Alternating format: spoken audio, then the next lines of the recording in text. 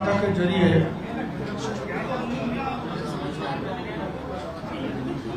राजस्थान के IT department का करीबन 3,500 करोड़ के गबन की जानकारी दी थी, घोटाले की जानकारी दी थी। 3,500 करोड़ का उस दिन बताया था। 1,500 करोड़ का गबन का घोटाले का मामला मैं आज आपके सामने रखना चाहता हूं।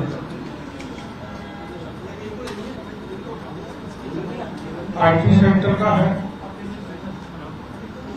और कल ईडी में जाकर यहीं जयपुर में जो ईडी का दफ्तर है,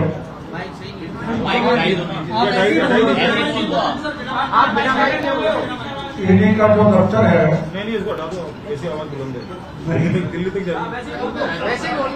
उसमें आईटी के 5,000 करोड़ के घोटाले का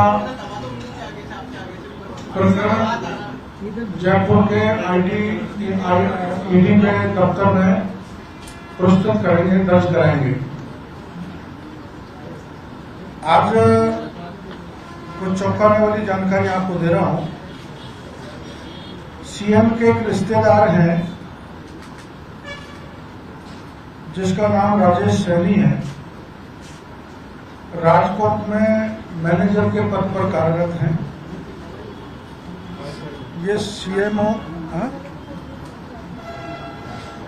manager राजकॉम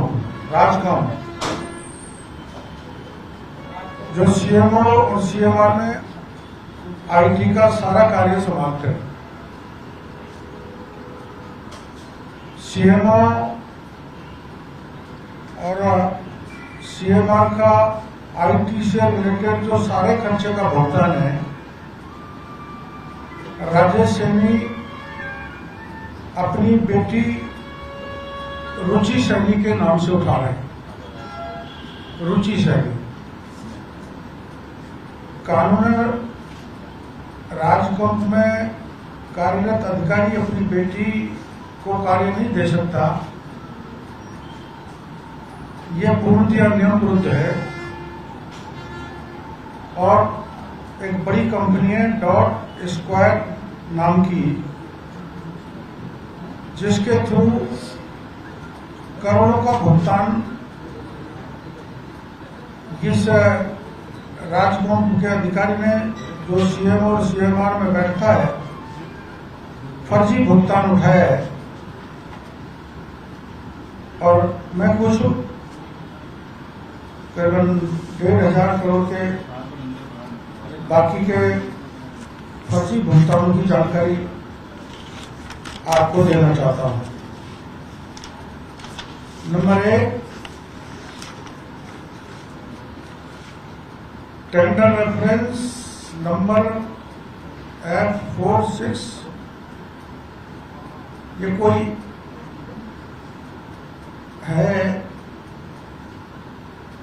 supply installation and maintenance of RF links and outdoor Wi-Fi access point across Rajasthan on rate contract under Rajnet project E10। Rajasthan भर में वाईफाई इन्होंने इंस्टॉल किए थे और शुरू में ये टेंडर 160 करोड़ के थे, जिनको बढ़ा के 235 करोड़ कर दिया और 2 कंपनी को टेंडर दिए। एक हिमाचल फ्यूचरिस्टिक प्राइवेट कंपनी और रेलटेल इंडिया, ये सरकारी कंपनी है। कुल अमाउंट इसकी 235 करोड़ थी टेंडर की। एक वाईफाई की कीमत थी 13 लाख। और इसके लिए एडवांस पेमेंट दे दिया था 60%। 22,500 डिवाइस लगाने थे पूरे राज्य में, और लगाए 5,770 अब मई 2022 तक 5,770, यानी 72 करोड़ के डिवाइस लगाए। और राजकोट ने 141 करोड़ का भुगतान कर दिया। 685 करोड़ रुपए इस कंपनी के पास है।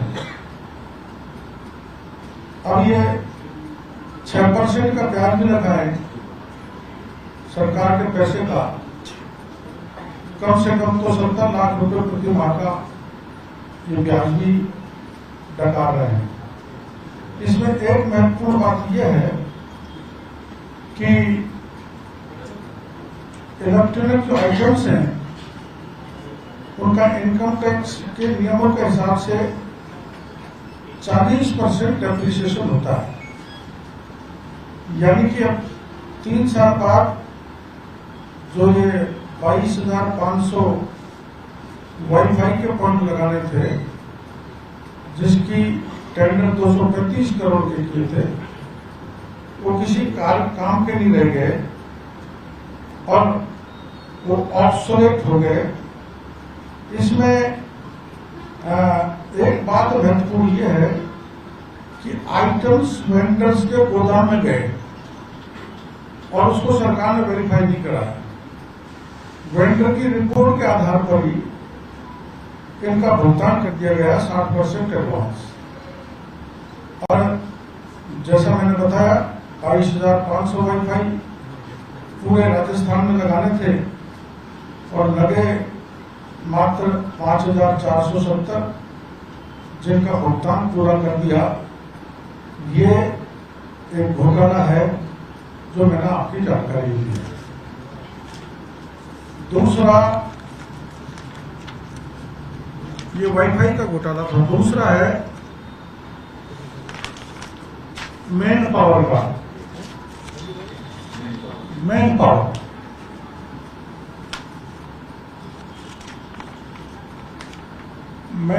में एक कंपनी है भारत सरकार की, निक्सी,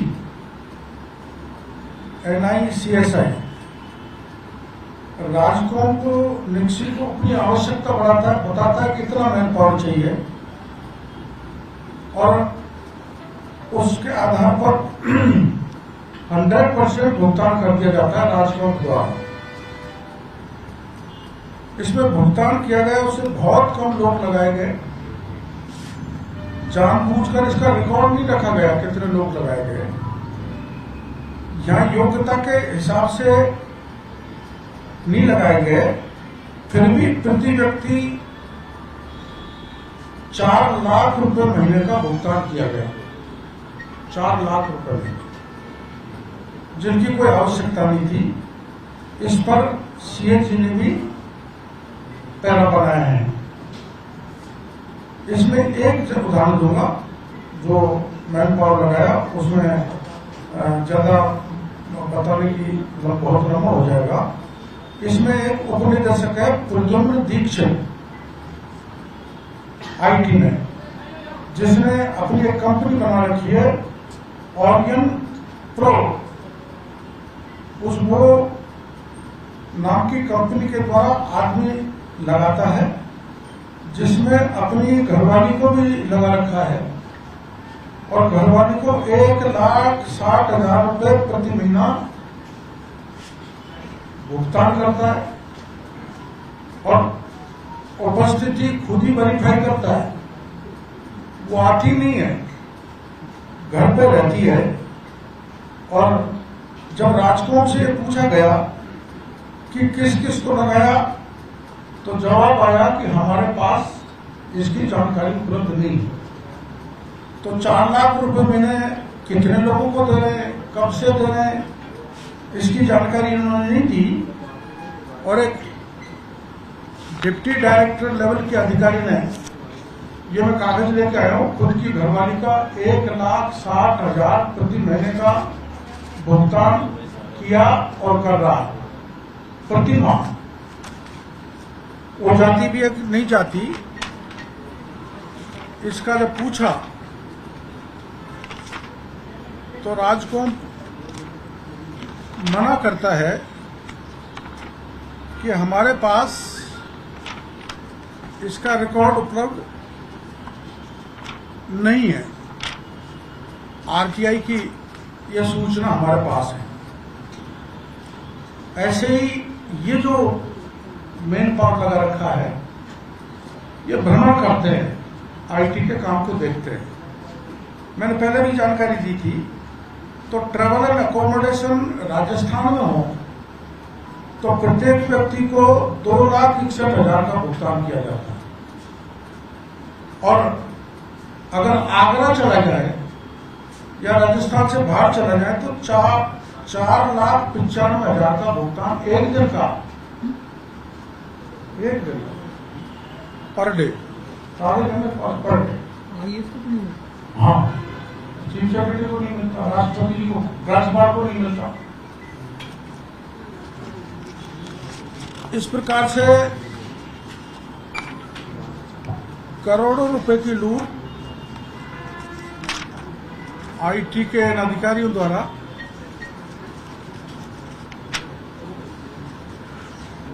की जा रही है।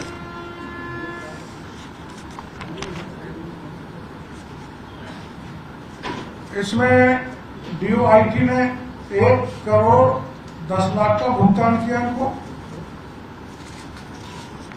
और राजकॉम ने 338 करोड़ का हिसाब भुगतान किया। लेकिन मैन पावर कौन कौन लगाए, ये राजकॉम पर सरकार बताने को लिए तैयार नहीं है। कब किसको कितना किया वो तो मैं आपको बताया हूँ। 4 लाख किया, 2,61,000 किया, 4,95,000 किया। इसी प्रकार से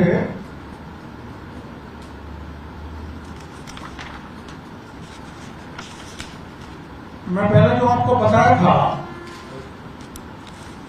कि चाइना से मशीनें, पोस्ट मशीन खरीदी गई, तो एक मंत्री जी का बयान आया था कि ये झूठ है, गलत है, आप ढंग से ले लेना। मशीन चाइना की है, ऊपर लेबल लगा दिया मोरबियोसिल, अपने देश का लेबल।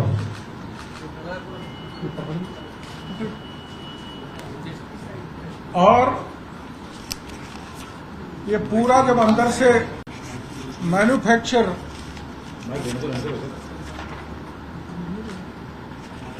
तो पूरा चाइना का अंदर का ये ढांचा,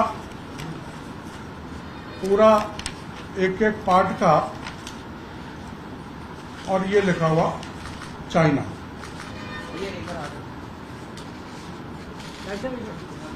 चाइना, ये चाइना, और इस पे लेबल, चाइना की मशीन है, लेबल यहां का लगाकर करोड़ों के न्यारे बारे किए। ये कंपनी का नाम है जुयाल याओयंग इलेक्ट्रॉनिक टेक्नोलॉजी लिमिटेड, चाइना। ये चाइना का पता दे रखा है।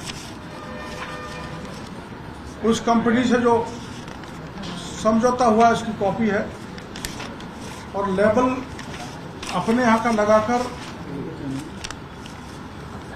करोड़ों का कारोबार आईटी डिपार्टमेंट ने किया है। ऐसे ही RASS, जिसमें पुलिस की गाड़ियों में जीपीएस का डिवाइस लगता है, मैं भी उक्त फर्म प्रिसाइज एवं एक अन्य फर्म केके इलेक्ट्रॉनिक्स ने फर्जी दस्तावेजों के आधार पर टेंडर लिए, जिस पर शिकायत करने के बाद भी आज तक कोई कार्रवाई नहीं। ऐसे ही ओएफसी केबल बिछाने के लिए एक फर्म श्याम कृपा नेटवर्क प्राइवेट लिमिटेड ने जाली प्रमाण पत्र प्रस्तुत किए। उसका टर्नओवर भी उतना नहीं था और मिनिस्ट्री ऑफ कॉरपोरेट अफेयर से दस्तावेज वेरीफाई भी नहीं थे और इसको ओएफसी केबल बिछाने के करोड़ों के काम दे दिए। इसी प्रकार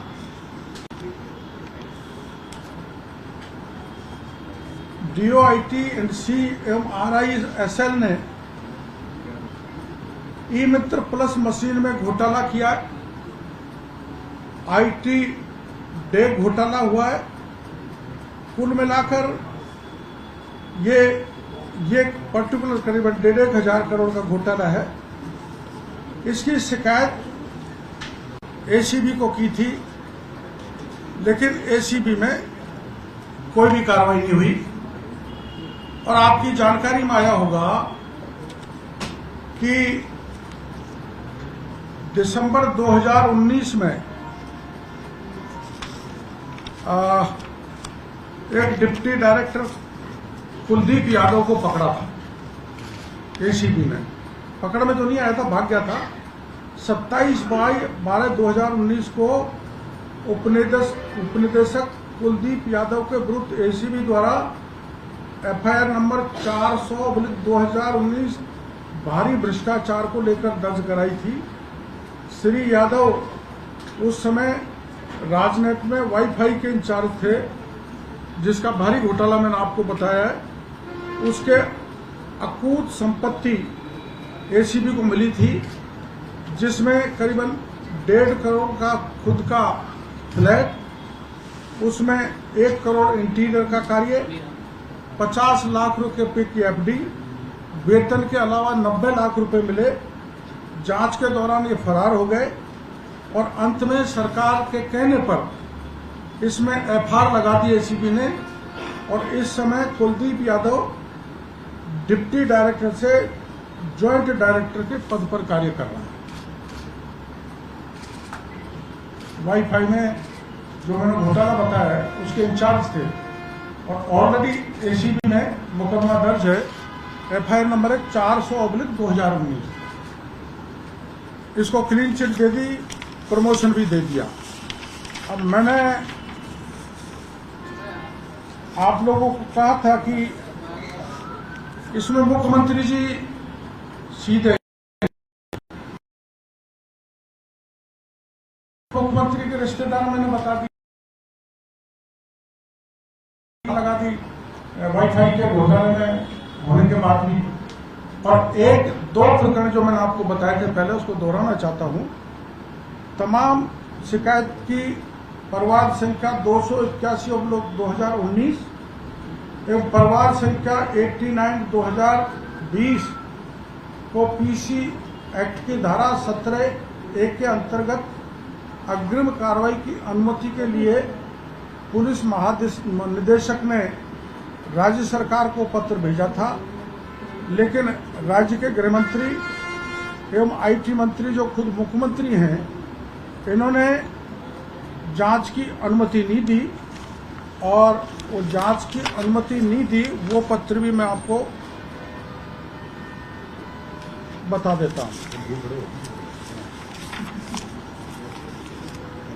30 जनवरी 2021 का पत्र,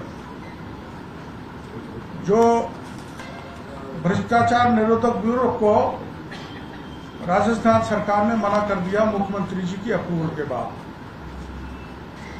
30 जनवरी 2021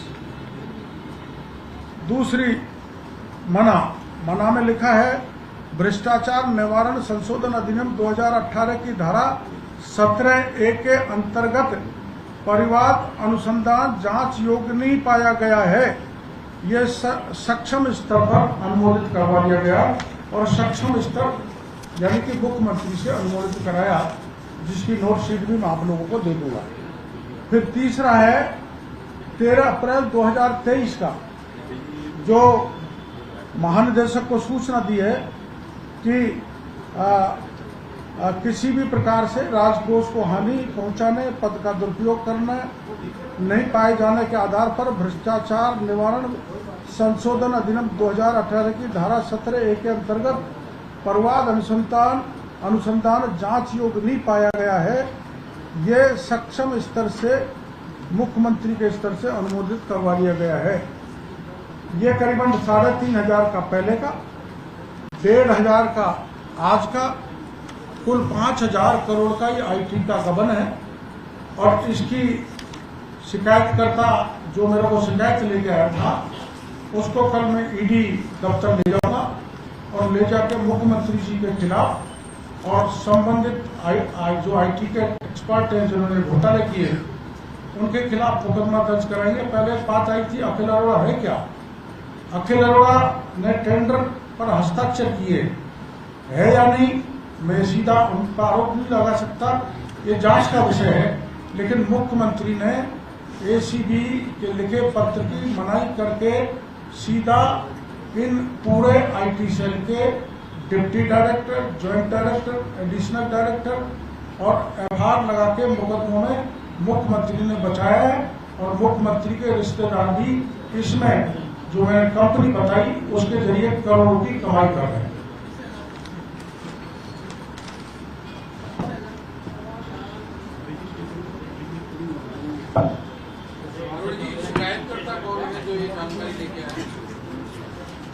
कई हैं, किसी एक शिकायतकर्ता से कल FIR हम ED में दे देंगे। डॉक्टर साहब, कल आप परिवादी को लेकर के जाएंगे तो FIR आप नहीं, मेरा नहीं होगा, आपने लेके जाएंगे? मैं तो लेके जाऊंगा ED दफ्तर। आपको पता है कि पहले रीट का पेपर का भी मैं परिवादी को वहां लेकर गया था ED ऑफिस, आप भी बहुत लोग गए थे।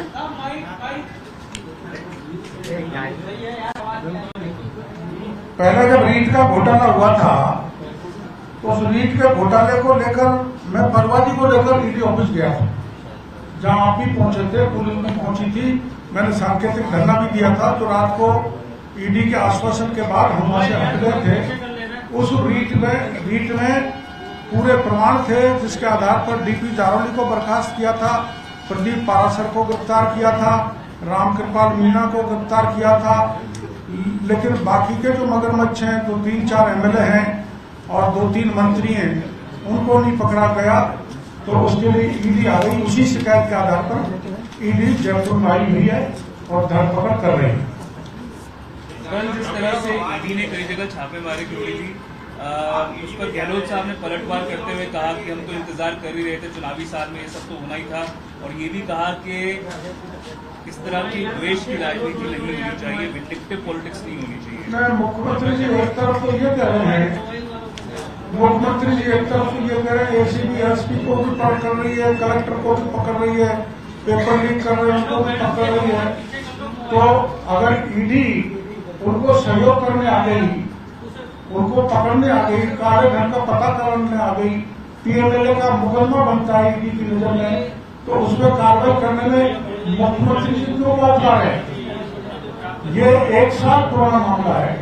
आपको पता है 1 साल पहले हम ED के दफ्तर गए थे और ED तैयारी के साथ आई है, जो इसलिए आई गई थी कि आपको पता है DP जारौली को बर्खास्त किया और आज तक उसे पूछताछ नहीं की। पूछताछ करना तो दूर की बात, उसको क्लीन चिट देगी। जो MLAs के नाम मैंने बताए, जिन मंत्रियों के नाम बताए, दोबारा सुभाष गर्ग का मैंने बताया, प्रताप सिन्हा जी का भी मैंने अप्रोक्ष रूप से नाम लिया था, किसके जरिए गड़बड़ हुआ, प्रिंटिंग प्रेस का भी लिया था, CMO तक भी कुछ मैंने बताए थे। तो उनसे किसी से पूछताछ नहीं की, SOG बाईपास कर गई। बल्कि मैंने यहाँ तक कहा था, जो सही निकलेगा, कि SOG के जांच अधिकारी खुद पेपर लीक करवा रहे हैं, पेपर अपने रिश्तेदारों को पढ़ा रहे, निर्दोषों को फंसा रहे, दोषियों को बचा रहे। SOG के जांच अधिकारी पैसे ले रहे हैं, वो प्रमाण भी ED को मिल गए। तो SOG भी शिकंजे में आएगी और ये जो MLA मंत्री है मेरी समझ में जो प्रमाण दिए उसके आधार पर शिकंजे में आएगी। तो इससे मुख्यमंत्री जी को परेशानी नहीं होनी चाहिए। मुख्यमंत्री जी भ्रष्टाचार पर 0 टॉलरेंस की बात कहते हैं, तो मैंने आपको इतने कागज दे दिए, ये IT डिपार्टमेंट के, इसमें कितने कितने गड़बड़ हुए आपके सामने। तो मुख्यमंत्री जी इसमें जांच क्यों नहीं कराना चाहते? उन्होंने ACB को जांच करने के लिए मना क्यों कर दिया? इसलिए मुख्यमंत्री जी और उनकी सरकार के अगले मंत्री, बड़े अधिकारी अब फंसने वाले हैं इस काले धन की कमाई में, इसलिए वो चुनाव का बहाना दे रहे। किरोड़ी जी, पेपर लीक का आरोप गुजरात में भी लगा था, तो क्या ईडी को गुजरात भी जाना चाहिए जांच करने के लिए? गई होगी। मेरे को तो राजस्थान से मतलब है, मेरा राजस्थान में उठना चाहिए जहां मुख्यमंत्री कहता मैं गांधीवादी हूं और कहता ईमानदार हूं, जीरो टॉलरेंस पर मैं काम करता हूं। यहाँ बिजली में घोटाला यहाँ पर है, कोयले की खरीद में यहाँ पर घोटाला है, JJM में यहाँ पर घोटाला है, खानों में यहाँ पर घोटाला है, कड़ी में अवैध खानवा बंद करा के आया हूँ सवाई माधोपुर में, चप्पे चप्पे पर घोटाला है। और अभी तो सत्ताधारी दल के प्रत्येक MLA को गहलोत साहब ने उस संबंधित विधानसभा क्षेत्र का मुख्यमंत्री बना दिया। जब तो आपको पता है बीकानेर में एक मंत्री ने कलेक्टर को बेटाव कह दिया और दौसा में एक मंत्री ने जिला परिषद के CO को बेटाव कह दिया। तो ये ब्यूरोक्रेसी के साथ आपस में जिस ढंग का इनका मिलजुल के तालमेल चल रहा है और तनाव चल रहा है, वो राजस्थान की जनता उसमें पिस रही है। मिलके कौन सत्ताधारी दल के लोग राजस्थान की जनता को लूट रहे हैं। राजस्थान के 1,12,00,000 लोगों के पेपर के मामले में ठगी की है। माननीय मुख्यमंत्री जी, आपको चिल्लाना नहीं चाहिए, आपको बौखलाहट भी नहीं आना चाहिए। जो काला पैसा वैसे कमाया है जैसे वेस्ट बंगाल में पार्थ चटर्जी ने कमाया था, वो पैसा यहाँ ईडी मुंह से खाया हुआ नाक से निकलवा लेगी। जब देखना गहलोत साहब क्या क्या कमाया आपके लोगों ने किया है।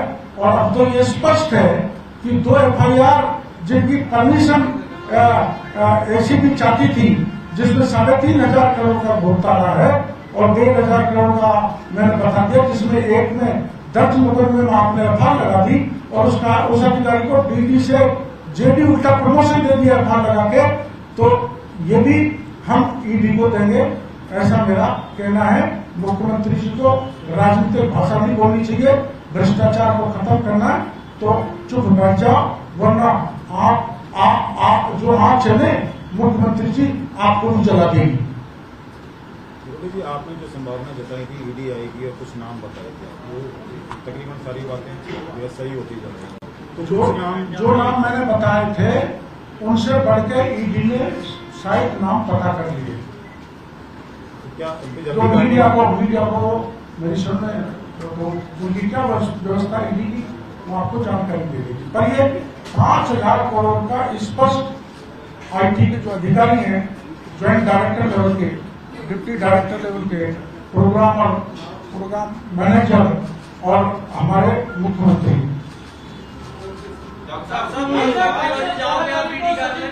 भ्रष्टाचार के खिलाफ आंदोलन से बातें कर रहे हैं, इसको आप कैसे देख रहे हो? देखो, सचिन पायलट भी बात कर रहे हैं, वो धनबाद के पात्र हैं। राजेंद्र गुड़ा भी कर रहे हैं, वो धनबाद के पात्र हैं। हेमराज जी ने भी कही थी वो धनबाद के पात्र हैं। हरीश चौधरी भी कहते हैं वो धनबाद के पात्र हैं।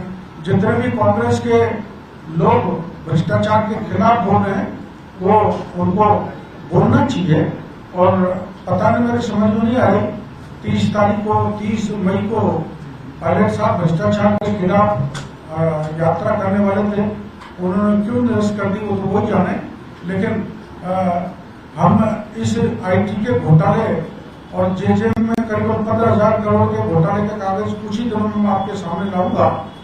तो मैं पायलट साहब से कहूंगा कि हम पद यात्रा उनके साथ करने के लिए तैयार हैं। अगर वो राजी हैं तो मिलजुल के दोनों दलों के सभी जाति धर्म के भाई भ्रष्टाचार के खिलाफ लड़ाई लड़े तो बहुत अच्छा होगा। अभी मैं शांति धारीवाल का भी 5-10 हजार करोड़ का घोटाला आपके बीच में कुछ ही दिन में लाने वाला हूँ। भाजपा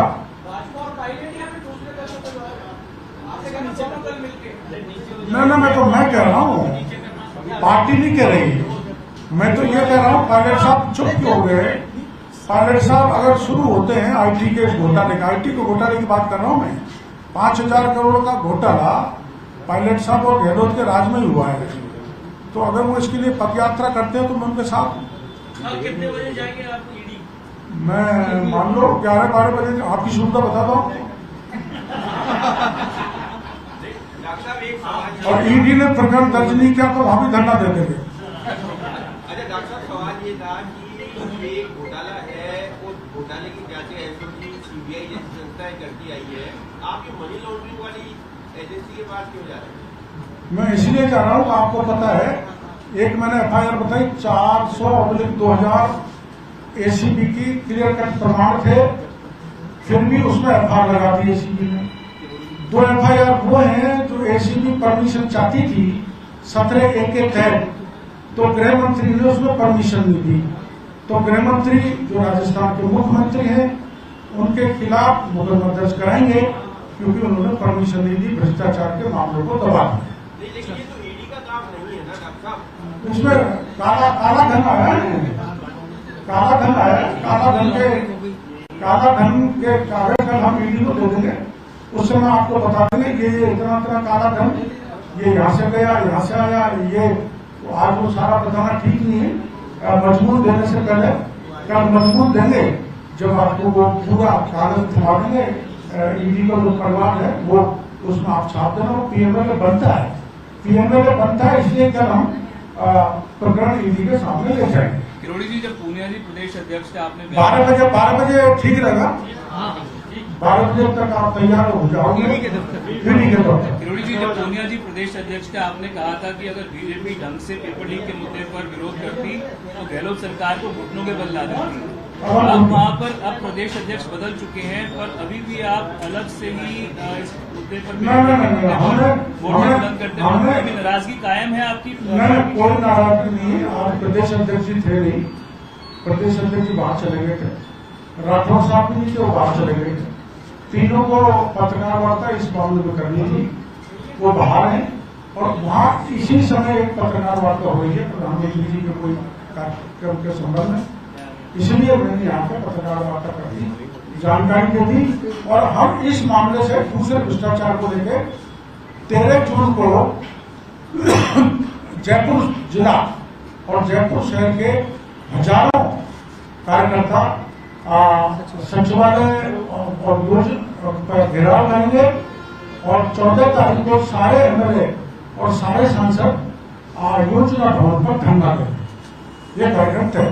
डॉक्टर साहब, ये अशोक गहलोत जी और कांग्रेस कहती रही है कि चुनाव आ गए इसलिए अब ईडी आई है, पहले क्यों नहीं आई ईडी?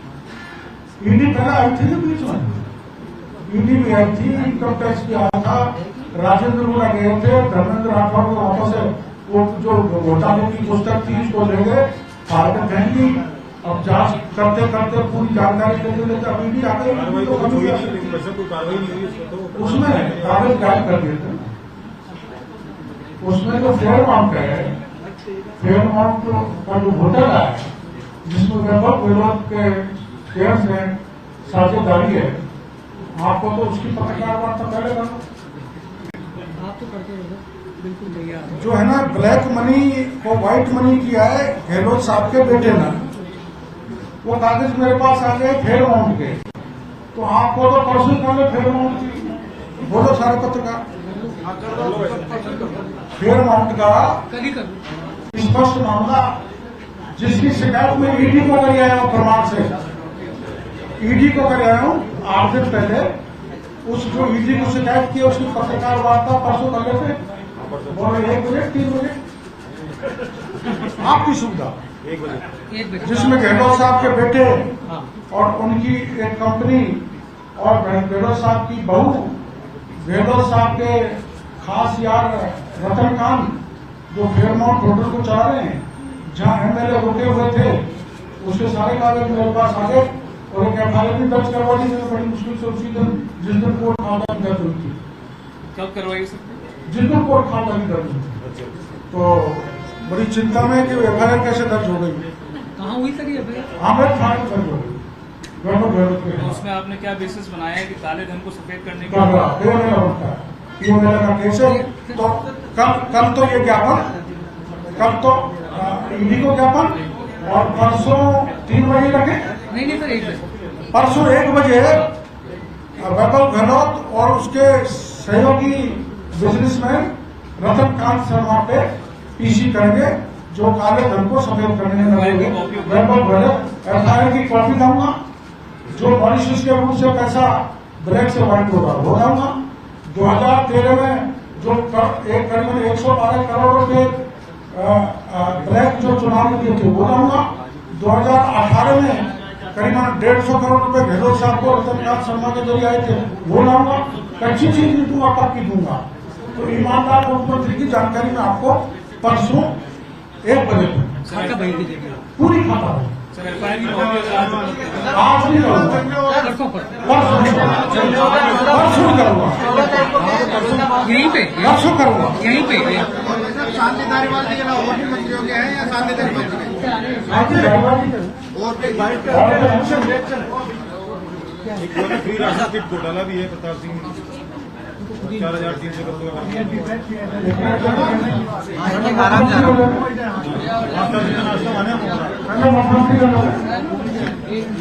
किसी अच्छी होटल में कराएं, पार्टी कार्यालय में कराएं, यहाँ कराएं।